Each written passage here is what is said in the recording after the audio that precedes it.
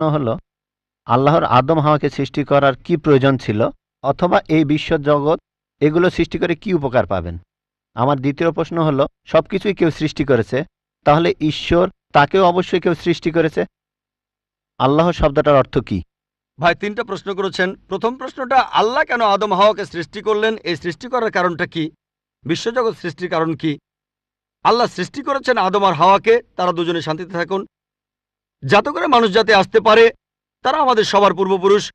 পবিত্র কোরআনে সূরা হুজুরাতের ১৩ নম্বর আয়াতে উল্লেখ করা হয়েছে, ইয়া আইয়ুহান নাসু ইন্না খালাকনাকুম মিন যাকরিন ওয়া উনসা ওয়া জাআলনাকুম শুউবান ওয়া কাবাইলা লিতাআরাফু ইন্না আক্রামাকুম ইনদাল্লাহি আতকাকুম ইন্নাল্লাহা আলিমুন খাবীর।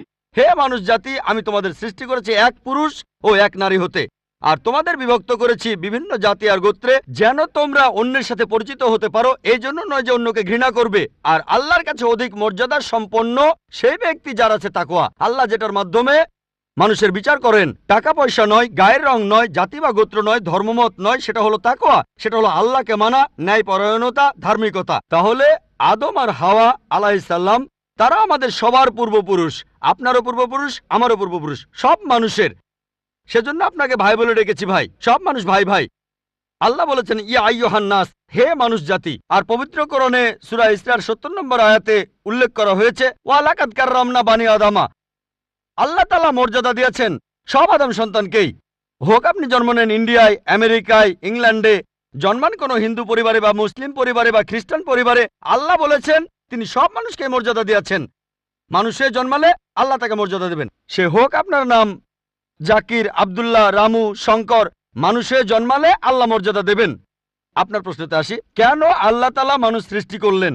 আল্লাহ মানুষ সৃষ্টি করেছেন কারণ আল্লাহ বলেছেন মানুষ হলো আল্লাহ সৃষ্টির মধ্যে সেরা। আল্লাহ তাআলা অন্য যা কিছু সৃষ্টি করেছেন তা আল্লাহকে মানে। ফেরেশতা সৃষ্টি করেছেন, আল্লাহ যে আদেশই দেন ফেরেশতাগণ সে আদেশ পালন করেন, তাদের নিজস্ব ইচ্ছা নেই। মানুষ হলো আল্লাহ তাআলার এমন এক সৃষ্টি যার নিজের ইচ্ছা আছে। আমরা তার কথা মানতেও পারি, নাও মানতে পারি। তাই আল্লাহ আমাদের সৃষ্টি করেছেন, আমরা হলাম তার সৃষ্টির সেরা, আশরাফুল মাখলুকাত। তবে আমরা আল্লাহ তাআলার কথা মানতে পারি, নাও মানতে পারি। যদি আল্লাহর আদেশ মানেন তাহলে জান্নাতে যেতে পারবেন, তাহলে বেহেশতে যাবেন, স্বর্গে যেতে পারবেন। যদি আদেশ না মানেন তাহলে জাহান্নামে যাবেন, দোজখে যাবেন। তাহলে এই জীবনটা পরকালের জন্য পরীক্ষা। পবিত্র কোরআনে সূরা মুলকে ২ নম্বর আয়াতে উল্লেখ করা হয়েছে, আল্লাযী খালাকাল মাউতা ওয়া হায়াতা। আল্লাহ তাআলা সৃষ্টি করেছেন জীবন ও মৃত্যু তোমাদের পরীক্ষা করার জন্য। তাহলে এই জীবনটা হলো পরকালের জন্য পরীক্ষা।